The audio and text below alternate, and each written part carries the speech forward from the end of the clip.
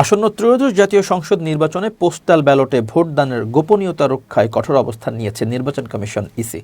Vote দেওয়ার ছবি বা ভিডিও সামাজিক যোগাযোগ মাধ্যমে শেয়ার করলে সংশ্লিষ্ট ভোটারের জাতীয় পরিচয়পত্র ব্লক করা সহ ফৌজদারি মামলাও করা হতে পারে বলে জানিয়েছেন নির্বাচন কমিশনার আনোয়ারুল ইসলাম সরকার।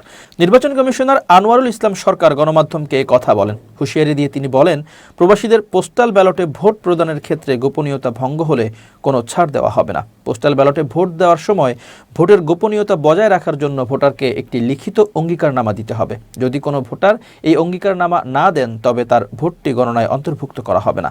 আনোয়ারুল ইসলাম সরকার বলেন, যদি কেউ ভোট দেওয়ার ছবি বা তথ্য সামাজিক যোগাযোগ মাধ্যমে প্রচার করে এবং সেটি শনাক্ত করা যায় তবে তাৎক্ষণিকভাবে তার এনআইডি ব্লক করে দেওয়া হবে। এছাড়া গোপনীয়তা ভঙ্গের অভিযোগে সংশ্লিষ্ট ব্যক্তির বিরুদ্ধে ফৌজদারি মামলাও করা হবে।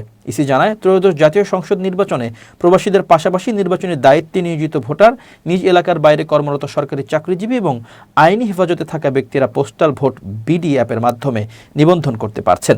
ডাকযোগে ব্যালট পেপার পেতে প্রবাসীদের নিজ নিজ দেশের সঠিক ঠিকানা ব্যবহারের পরামর্শ দিয়েছে ইসি। প্রয়োজনে নির্ভরযোগ্য বন্ধু, আত্মীয় বা পরিচিত কোনো প্রতিষ্ঠানের ঠিকানা ব্যবহার করতে বলা হয়েছে।